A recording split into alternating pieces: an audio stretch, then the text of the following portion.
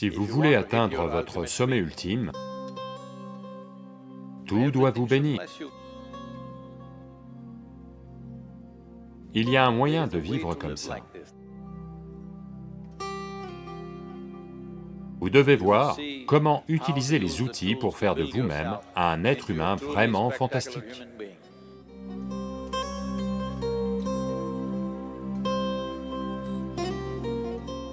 Donc, ces 7 mois, de bien des façons ont été structurés pour briser le familier et entrer dans l'inconnu de plein gré.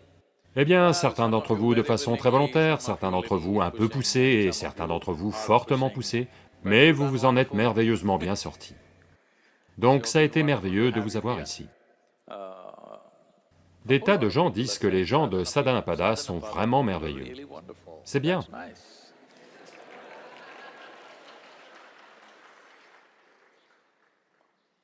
Parce que quand vous êtes sur ce chemin, il est très important que tout et tout le monde vous bénisse. Si vous marchez par terre, la terre doit vous bénir, puisse cet être grandir, parce que vous aurez besoin de tout. Si vous voulez atteindre votre sommet ultime, vous aurez besoin de tout ce que vous pouvez obtenir, toutes les aides que vous pouvez obtenir de partout. Donc il est très important que tout le monde vous bénisse, tout doit vous bénir. Si vous allez vous asseoir sous un arbre, l'arbre doit vous bénir. Il y a un moyen de vivre comme ça. C'est cela qu'est la sadhana. C'est de cela dont il s'agit, de devenir tellement en phase, que ce soit un animal ou un oiseau ou un arbre, ou un brin d'herbe, ils se sentent tous proches de vous. Et quelque part, ils font du mieux qu'ils peuvent pour vous. Là, certains vont dire, tout ça c'est n'importe quoi, ce n'est pas scientifique. Ils pensent que la science a lieu en laboratoire. La science a lieu dans la création. Vous avez remarqué quelques petites choses, c'est tout. Personne n'a tout remarqué. Vous avez juste remarqué quelques petites choses et vous appelez cela de la science. Mais ça a lieu, le phénomène de la vie a lieu, pas en laboratoire, dans le monde, dans le cosmos.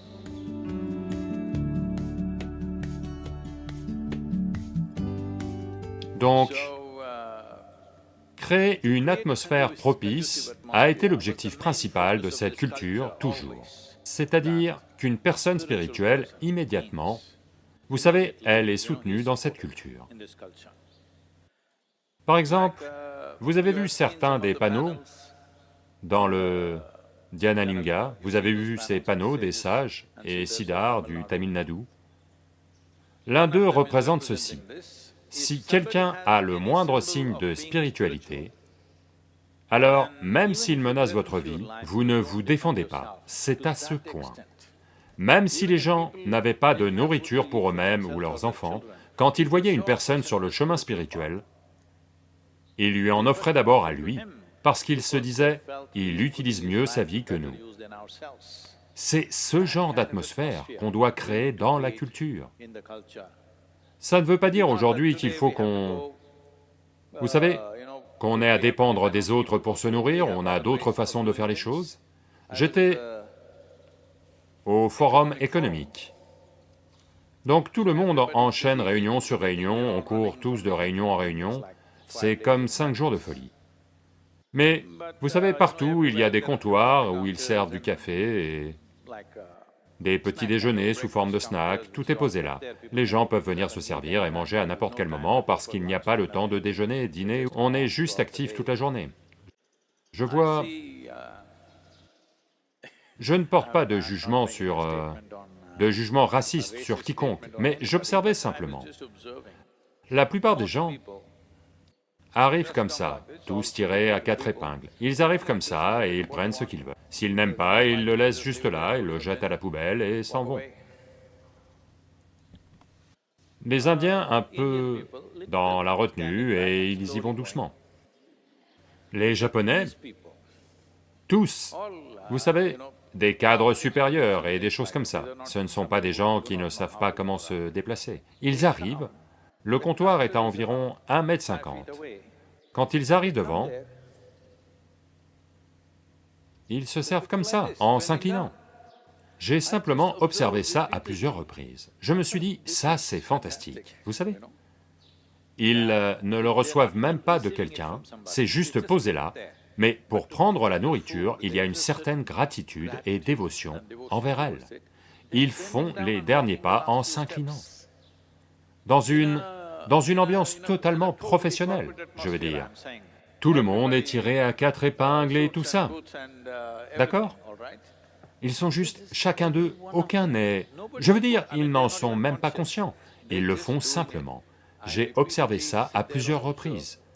À chaque fois qu'un Japonais arrive pour se servir, il se penche, s'approche et se sert comme ça.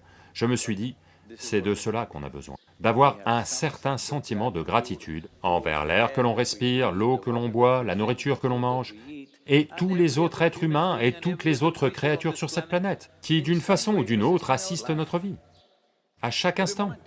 Allô? Vous ne pourriez pas exister, vous n'existez pas du fait de votre propre petite intelligence. Oui, vous existez parce que tout travaille pour vous, en permanence. Donc, ceci est une partie importante de la sadhana, que vous deveniez comme rien. Si vous ne pouvez pas devenir rien, au moins devenez plus petit que tout le monde dans l'univers.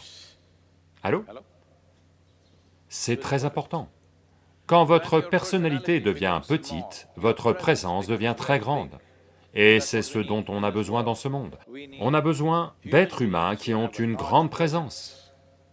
Pas de gens qui ont une grande personnalité et que personne ne peut supporter, des tyrans.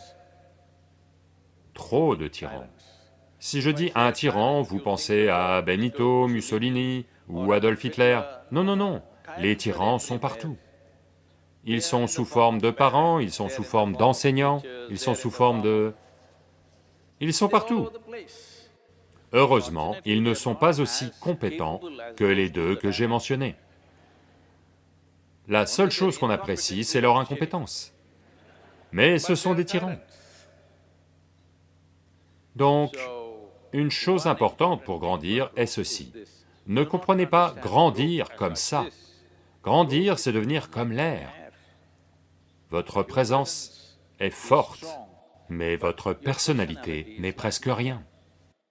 Donc vous vous adaptez à tout. C'est très important. La souplesse. Au moins le corps, on l'a rendu un peu souple ces derniers mois. Vous ont-ils plié, cassé un peu? Quelques os, je pense, qu'on doit encore briser.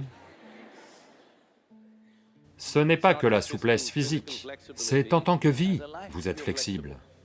Si vous voulez faire quelque chose dans ce monde, vous devez être capable de vous adapter à n'importe quelle situation et la transformer. Si vous ne vous adaptez pas, vous ne pouvez pas transformer.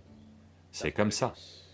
Donc, maintenant que les 7 mois se terminent et qu'il est temps de rentrer chez vous ou autre, j'espère que vous avez encore un chez vous.